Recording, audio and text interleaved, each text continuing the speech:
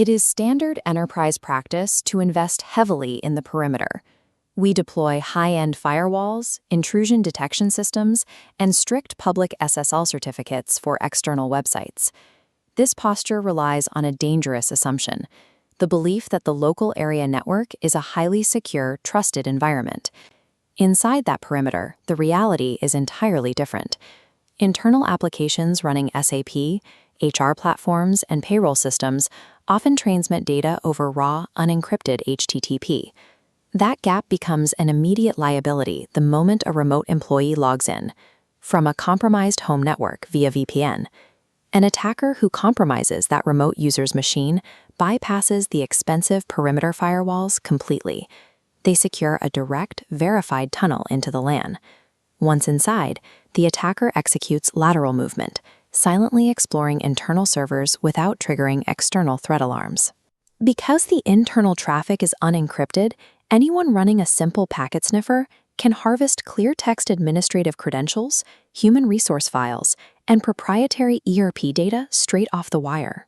The modern internal network operates as a zero-trust environment, yet most organizations run it under a deeply flawed high-trust assumption. The logical fix for any IT administrator looking at clear-text traffic is to buy a standard public SSL certificate for their internal sites. They hit an immediate roadblock. In 2015, the CA Browser Forum issued a strict regulatory ban. Look at this architectural map. Public certificate authorities like DigiCert are strictly forbidden from issuing certificates for internal network connections. You cannot buy a public certificate for internal hostnames, private IP addresses, or reserved local domains. The logic is straightforward. Public CAs cannot cryptographically verify the ownership of an endpoint that isn't publicly routable on the open internet. This leaves IT departments with a severe dilemma securing internal web applications that handle sensitive data. Administrators are forced into two flawed workarounds: run everything unencrypted and ignore the risk, or deploy self-signed certificates. A global regulation designed to secure the public internet inadvertently forced organizations to create a massive structural vulnerability on their private internets. Many IT teams default to self-signed certificates because they are fast to deploy and cost absolutely nothing. Cryptographically, a self-signed certificate fails the basic test of identity verification. There is no external validation. The entity is simply declaring, "I am who I say I am." It completely lacks a trust chain, the hierarchical structure where a higher, verified authority vouches for the endpoint. Without that chain, the encryption holds no actual security weight. As shown here, generating one of these certificates outputs a specific bundle, typically a .pfx file. The critical vulnerability lies in this structure. The public certificate and master private key are housed directly together inside the exact same file. Because generating them is a routine task, administrators frequently mismanage these files, leaving them sitting exposed on shared network drives or local desktop folders. Worse, these bundles are almost always saved with incredibly weak passwords, or frequently no password protection at all. A self-signed certificate doesn't secure the network. It takes the exact cryptographic means required to decrypt your data and packages it into a single, easily stolen file. Return to our attacker, the compromised VPN user or malicious insider, who has already gained lateral access to the LAN. The attacker maps the internal network and locates that poorly secured PFX file sitting on an administrative share. Because the file lacks proper password protection, the attacker simply cracks it open and extracts the master private key. The attacker then deploys a network protocol analyzer, a packet sniffer like Wireshark, to silently monitor the flow of internal data. This interface shows how intercepted encrypted traffic normally appears: completely unreadable, scrambled ciphertext. But the attacker now holds the private key. By applying it to the sniffer, that scrambled text instantly resolves into legible clear text, exposing usernames, passwords, and payroll data in real time. This retroactive decryption occurs completely silently. The data flows normally to its destination, triggering zero network security alarms. By relying on a self-signed certificate, the encryption intended to protect data is weaponized to grant attackers invisible, persistent access to an organization's most sensitive information. The vulnerability extends directly to the daily end-user experience.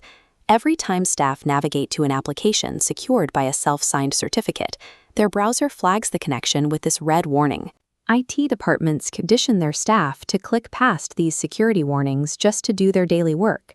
This behavioral conditioning trains employees to ignore critical alerts. When a genuine man-in-the-middle attack eventually occurs, the user will bypass that warning too. In enterprise security, cryptographic revocation protocols act as the emergency brake to instantly invalidate a compromised key. A self-signed certificate possesses no revocation mechanism. If the key is stolen, administer virtual machine and server to delete it. Self-signed certificates actively degrade an organization's human firewall while providing zero administrative failsafes when a breach occurs. The structural fix for the Internet security void is establishing a dedicated, outsourced private certifying authority. A private CA utilizes the exact same cryptographic algorithms and encryption standards as a public CA, but applies them exclusively to your private network namespaces. This diagram outlines the two-level chain of trust architecture. It establishes the secure logic for the entire private framework. At the top sits the root CA certificate and its master key. The security protocol for this is absolute.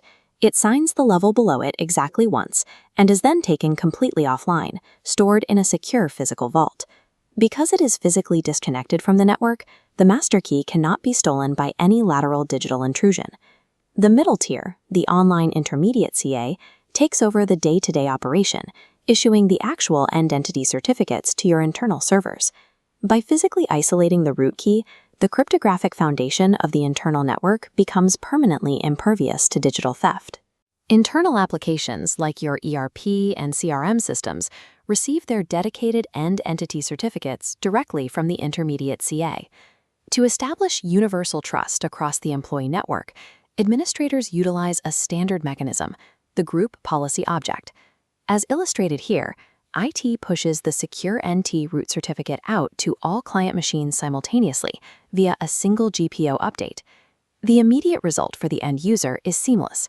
Their browsers display clean, warning-free HTTPS padlocks on all internal applications. This outsourced deployment achieves enterprise-grade encryption without the prohibitive infrastructure costs and specialized talent required to build an in-house PKI. It also restores the emergency failsafe. If an individual endpoint server is ever compromised, the intermediate CA executes an instant certificate revocation. For long-term operational ease, these private certificates offer validity lifespans of up to 10 years, drastically reducing the administrative burden of constant renewals. A dedicated private CA securely bridges the regulatory gap, locking down the internal blind spot without the crushing overhead of custom enterprise infrastructure.